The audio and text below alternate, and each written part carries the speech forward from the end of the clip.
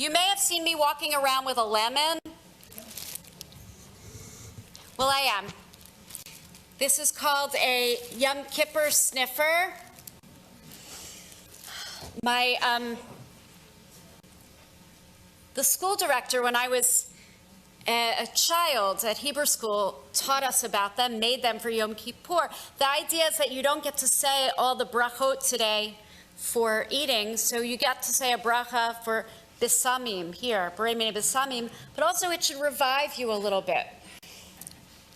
I will leave it later over there, and if you want to, Joel also has one, and Avi also has his own, or you can make your own for next year, just to revive us a little during the fast.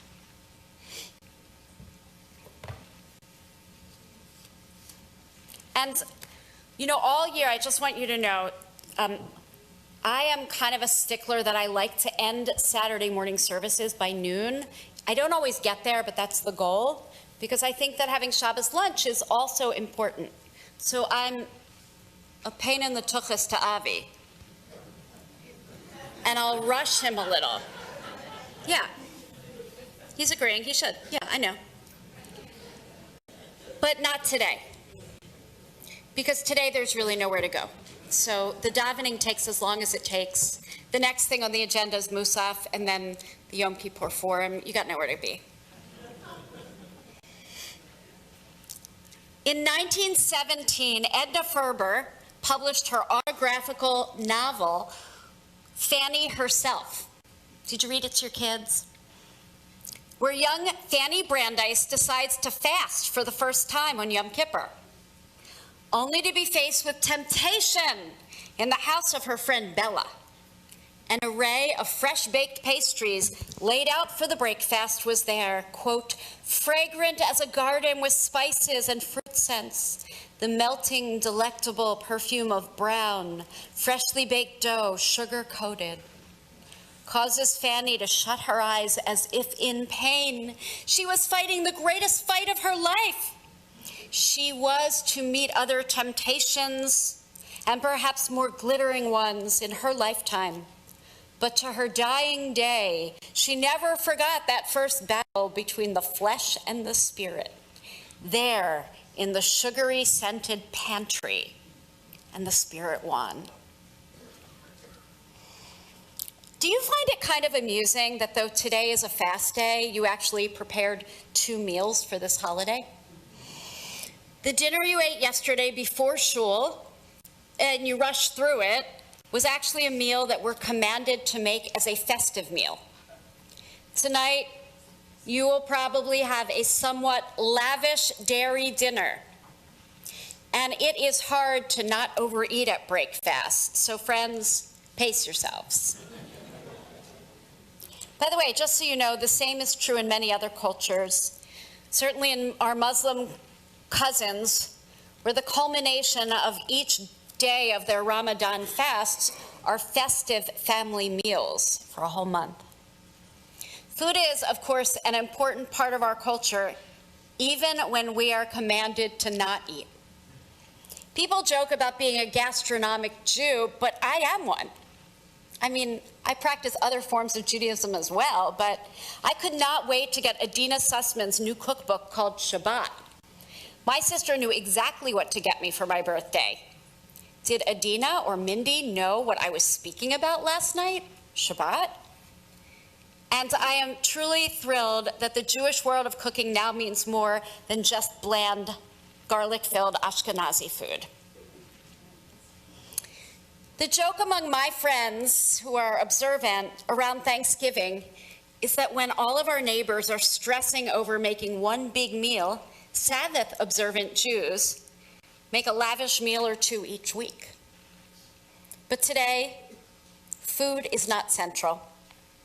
Many say this is so we can fully concentrate on the work of tshuva, the internal work that our souls need to do with ourselves and with the Holy One.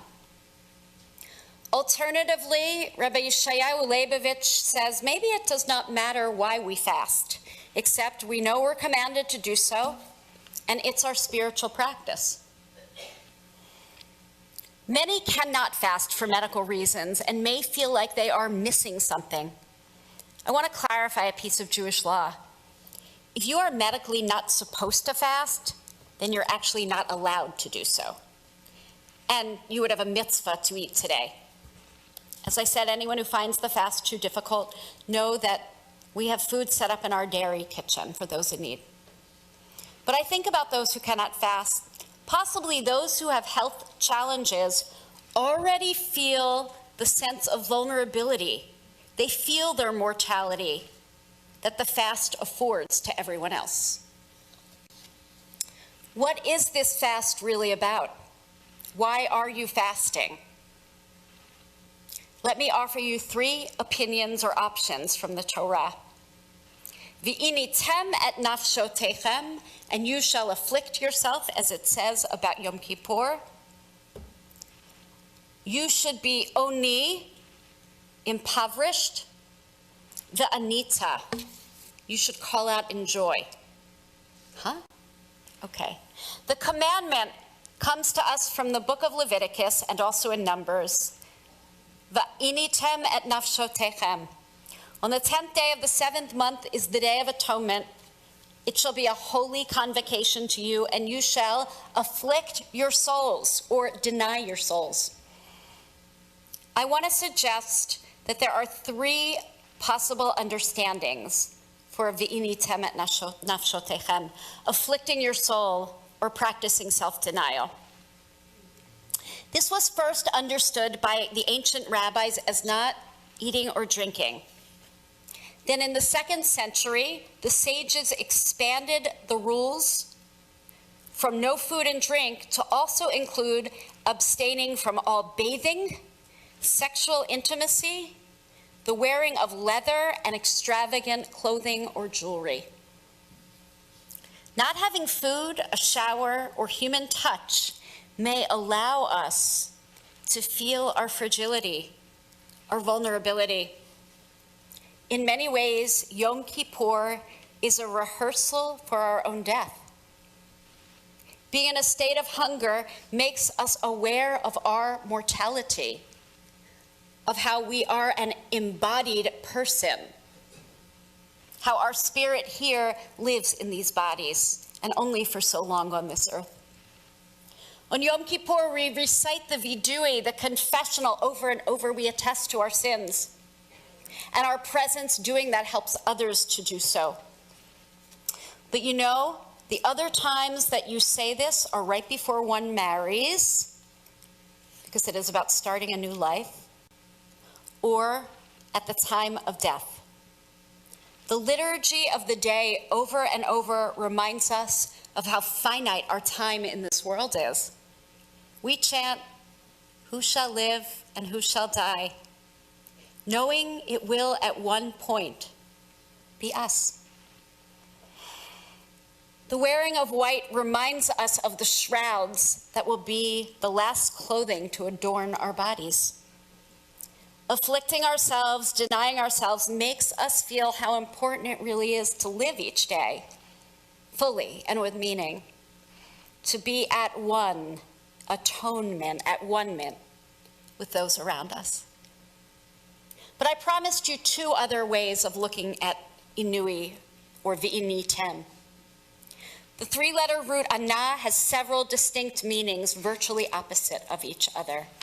V'initem, or oni, v'anita. Early in the book of Exodus, we read how the Egyptian taskmasters afflicted the Israelites. So they set taskmasters over them, v'cha'asher ya'anu, to oppress them. Leman anoto, to oppress them. But the Israelites in the same context are referred to as oni, the same root, which can mean oppressed. It is also the Hebrew word for impoverished. That term might be familiar to you from the Haggadah, where we say matzah is lechem oni, either the bread of affliction or the bread of a poor person. Oni, it's both, affliction and impoverished. So how could we feel that we need to impoverish ourselves on Yom Kippur? What do we lack? How are you impoverished? And how does this day make you confront what you are impoverished by? Do we lack understanding? Do we lack friends or dignity? Do we lack health? More time with our loved ones? More time on our own? How are you impoverished? Maybe you are someone who struggles with physical, actual poverty. We can look inward and we can look outward. There are so many in our country who struggle to make ends meet, to put food on the table, to live with dignity. The food pantry that I was fortunate to start and work with has served about 300 families a week, not all Jewish, but many Jewish, since the fall of 1997. It is so shameful that people go hungry in our country. It's just utterly unbelievable. In 1938, Gandhi wrote, "It's fine to talk theology over this lovely meal, but to the poor, God can only appear as bread and butter." Isaiah's gorgeous Haftarah for today, which I spoke about last night in terms of Shabbat, sees our job also to think about the ethics of how we live in this world. The Haftarah that David chanted said, "You see to your business, but you oppress your laborers. You fast in strife and contention. No, this is the fast I desire," says Isaiah, "to let the oppressed go free, to break off every yoke, to share your bread with the hungry, to take the wretched poor into your home. When you see the naked, to clothe them, to not ignore your own kin in need." This is the message of Yom Kippur. What if on Yom Kippur next year we set up a restaurant for those in need somewhere else and we as a shul paid for it? Just an idea. This is a fast to remind us to act ethically in business.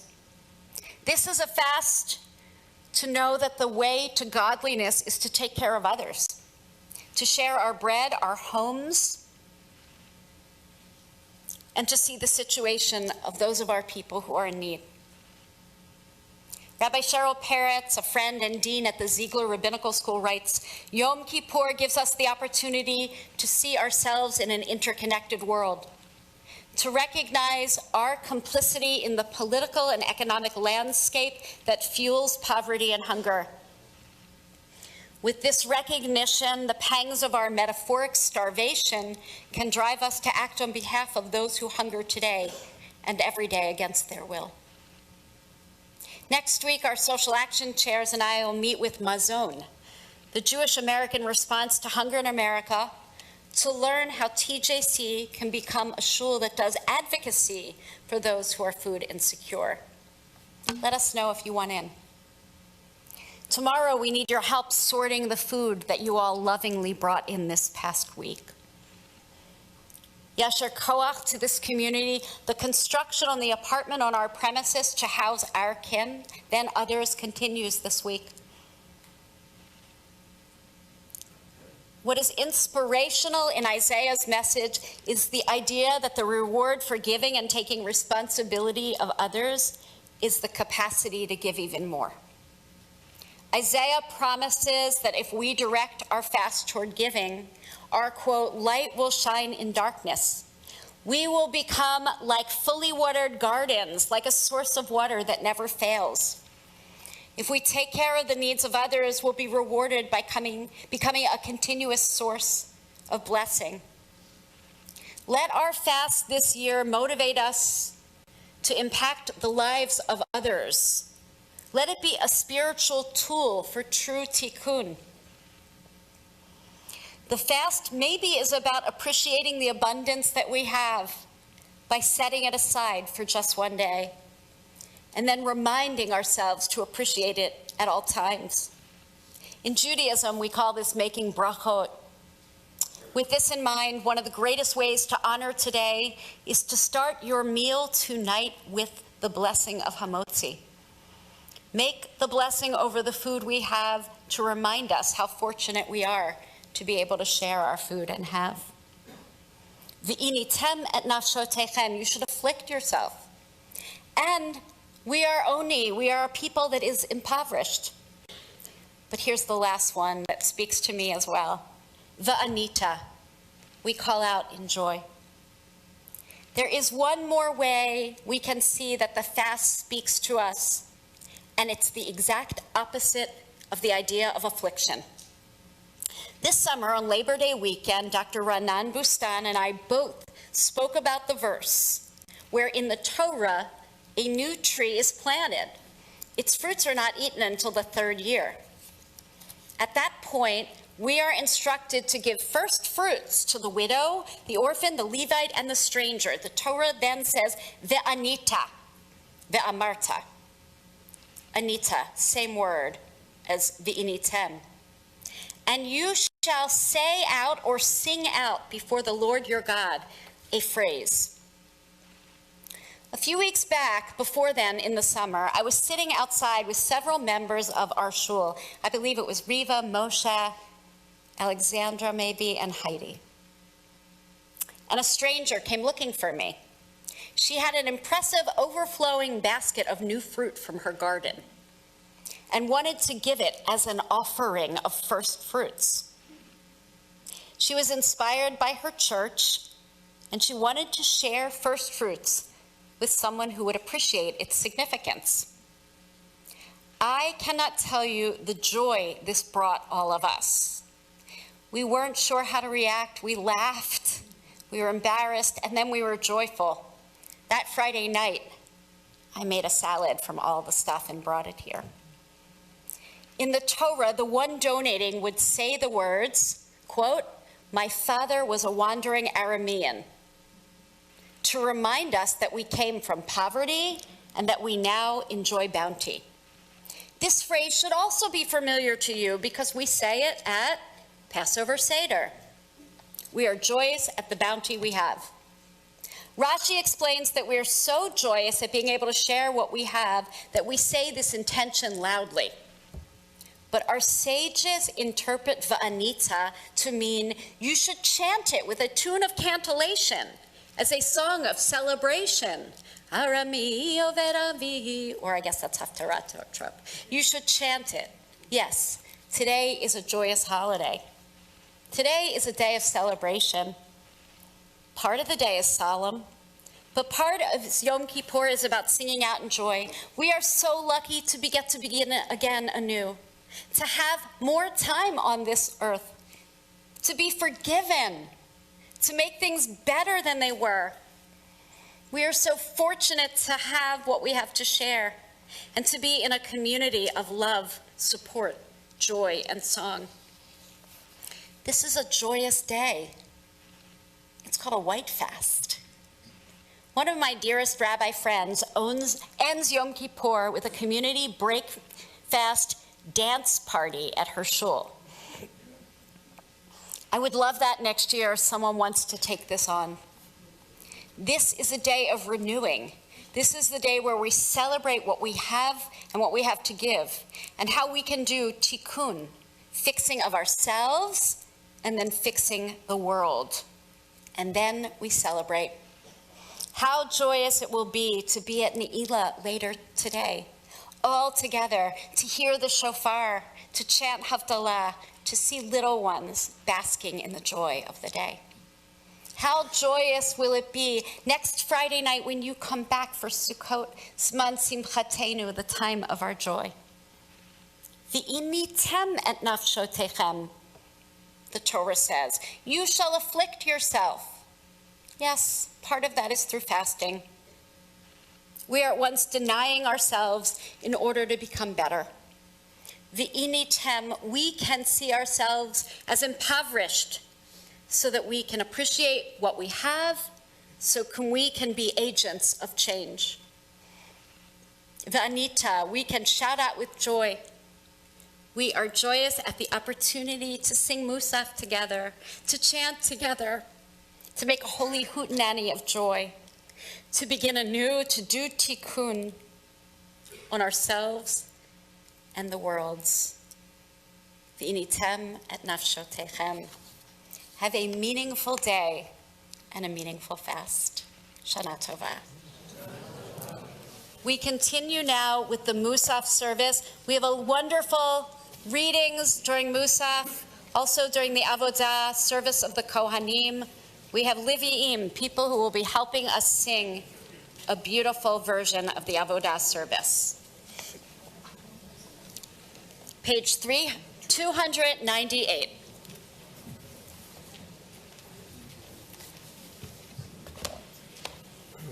Good, right?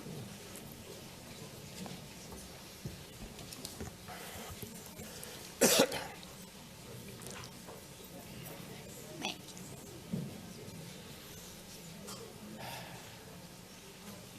Your dad would have liked it.